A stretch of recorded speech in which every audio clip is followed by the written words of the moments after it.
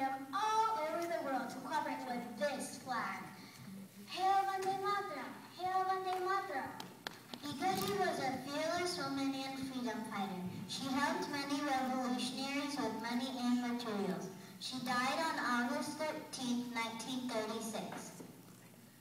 We are for India.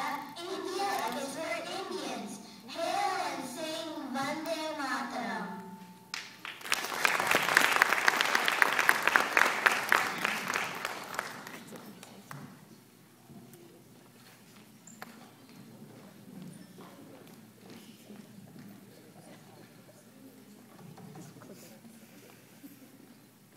Rabindranath Tagore was born on May 7, 1861 in his home in Calcutta.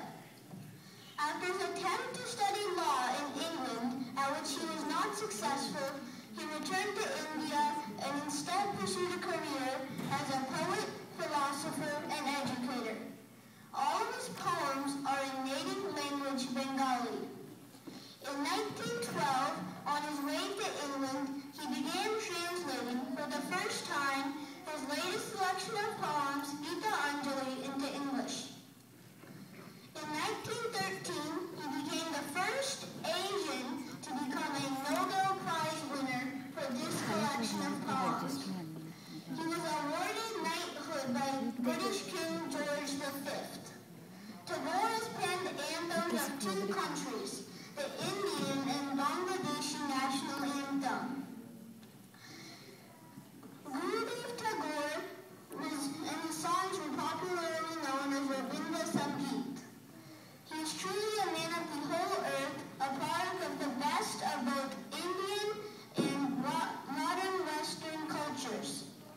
Gurudev Tagore passed away on August 7, 1941 in his home in Calcutta. And now for a poem on freedom by Tagore from Gita Anjali.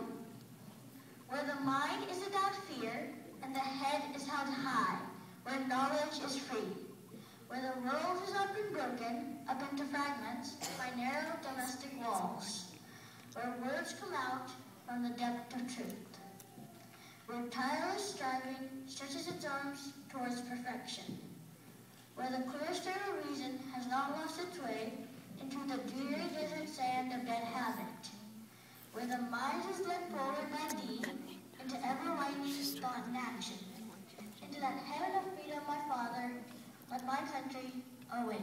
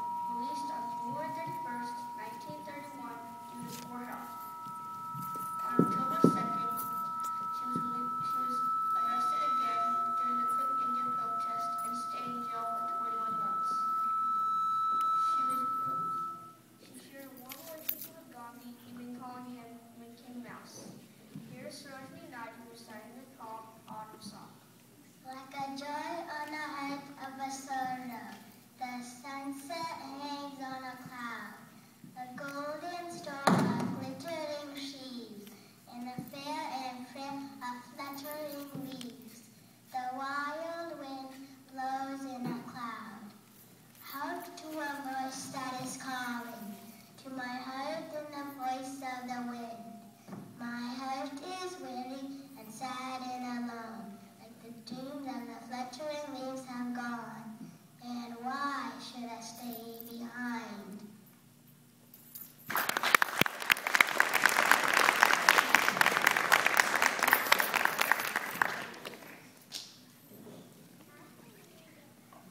Annie Besant was not only a housewife and feminist, but also a great political leader and social reformer. She was born to Irish parents in 1847.